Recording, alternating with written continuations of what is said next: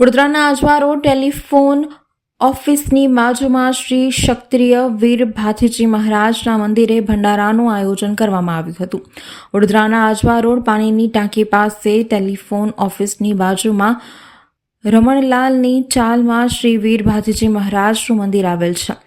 આ મંદિર લોકોમાં આસ્થાનું કેન્દ્ર બન્યું છે।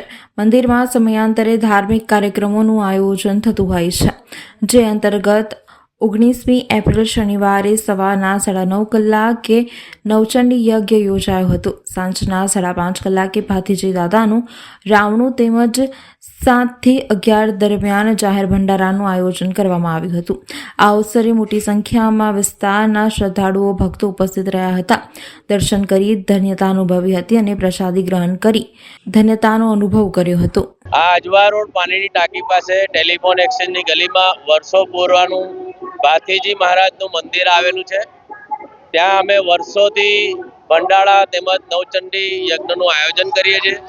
આ આયોજનમાં 7 થી 8,000 ભક્તો પ્રસાદીનું ગ્રહણ કરે છે। આ મહાપ્રસાદીનું આયોજન કરવાનો હેતુ ફક્ત આપણો સનાતન ધર્મ એક થાય, સાથે યુવાઓની ટીમ એક થાય। આ કારણસર અમે આ મહાપ્રસાદીનું આયોજન કરીએ છીએ।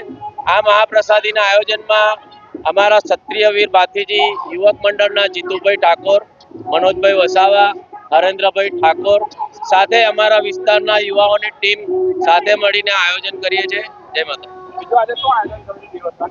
આજે દિવસ દરમિયાન અમારા અહીંયા ભાથીજી મહારાજનું નવચંડીનું આયોજન રાખેલું હતું અને નવચંડી બાદ ભાથીજી મહારાજનું રાવણાનું આયોજન કરેલું હતું અને અત્યારે મહાપ્રસાદી ચાલુ। રમણભાઈની ચાલ પાણી ગેટ ટેલિફોન એક્સચેન્જની બાજુમાં વર્ષો જૂનું વીર ભાથી ખત્રી મહારાજનું મંદિર આવેલું છે અને ઘણા વર્ષોથી સર્વવર્ણ સંભાવ સર્વધર્મ સંભાવ હેતુથી આ એક વિશાળ ભંડારાનું આયોજન કરવામાં આવે છે અને સર્વ વિસ્તારમાંથી સર્વ વર્ણના સર્વ ધર્મના લોકો એક સાથે બેસી આ ભાથીજી મહારાજની પ્રસાદીનો લાવો લે છે।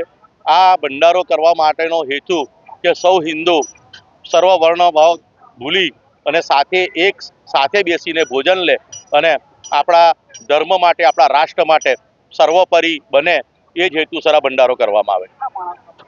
અંદાજિત 7 થી 8,000 માણસનો ભંડારો કરવામાં આવે। વર્ષોથી સમજો 2013થી અમે આ કાર્ય કરીએ છીએ।